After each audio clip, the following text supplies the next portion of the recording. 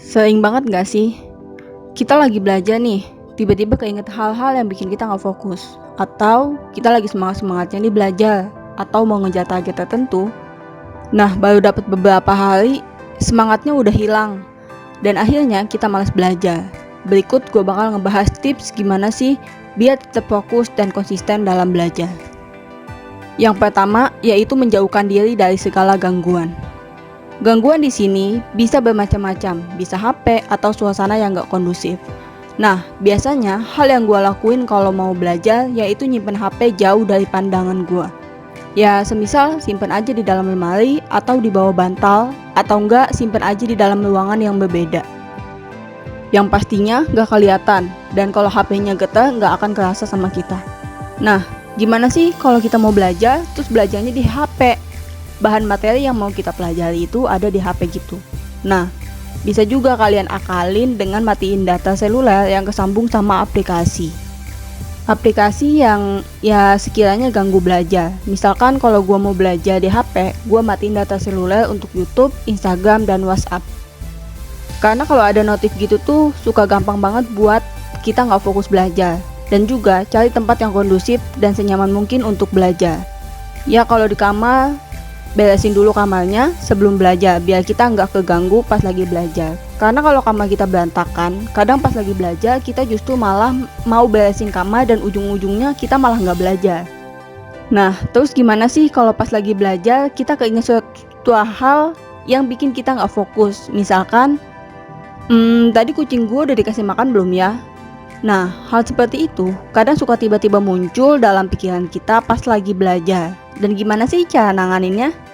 Nah, cara nanganinnya yaitu dengan sediakan satu lembar kosong khusus untuk nulis hal yang ngeganggu pikiran lo. Misal ya makan kucing tadi. Kalau lo tiba-tiba keinget udah ngasih makan kucing atau belum, ya tinggal tulis di kertas kosong tadi dan seterusnya. Nah, yang kedua, menyiapkan diri dan alat-alat belajar. Sebelum belajar, pastinya kita harus siapin diri kita untuk mulai belajar. Nyiapin diri di sini bermaksud biar diri kita siap untuk belajar dan bisa nyerap banyak materi nih. Misal, kalau kita lagi malas sebelum belajar, usahain redain dulu amarahnya biar kita nggak kepecah fokusnya saat belajar. Dan nggak ada rasa gondok yang tersisa pas lagi belajar. Ya, biar efektif gitu kan. Nah, selain itu kita harus siapin alat-alat belajarnya, kayak buku, pulpen, atau bahkan komputer atau tablet. Jadi pas waktunya belajar, kita langsung cus belajar tanpa harus siapin ini dan itu. Karena nyiapin peralatan pas waktunya belajar itu kurang efektif dan bikin kita nggak fokus. Nah, yang ketiga, lakukan teknik Pomodoro. Pertama kali gue tahu teknik ini dari channel YouTube-nya Clarin Heiss. Teknik Pomodoro yaitu kita belajar dalam waktu 25 menit dan istirahat selama 5 menit. Nah, 5 menit itu kita bebas mau ngapain aja. Tapi saran gue sih jangan main sosmed. Karena pengalaman gue pribadi, kalau main sosmed itu biasanya suka lupa waktu dan biasanya waktu yang digunain lebih dari 5 menit. Bahkan pernah pas itu gue sampai sekitar 1 jam gitu main sosmed. Nah, tapi kalau kalian yakin bisa inget waktu dan ngegunain itu cuma 5 menit, it's okay. Kalau gue biasanya gunain waktu 5 menit itu untuk baca buku tentang self-improvement, atau nonton YouTube tentang edukasi gitu, atau cuma buat makan dan minum gitu deh. Pokoknya tergantung kondisi dan keadaan gitu. Yang keempat, dilarang multitasking. Kita sering banget nih ngelakuin multitasking karena memang sebenarnya kita pengen banget nyelesain beberapa pekerjaan sekaligus dalam satu waktu yang bersamaan.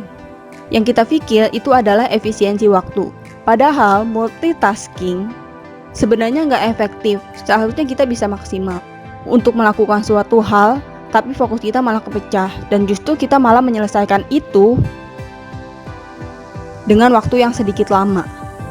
Tapi tahu nggak sih, multitasking pada manusia itu sebenarnya hanya mitos. Ada beberapa penelitian menyatakan bahwa manusia memang tidak bisa fokus pada beberapa hal dalam waktu bersamaan. Terutama kalau aktivitas itu pakai sisi otak yang sama. Contohnya kita baca buku sambil dengerin musik yang ada liriknya. Nah, secara tidak langsung kita memaksa otak kita untuk mencerna isi dari bacaan buku tersebut dan mencerna lirik lagu itu. Keseringan multitasking juga bikin otak kita cepat stres. Dan selain itu, keseringan multitasking bisa juga nurunin IQ loh.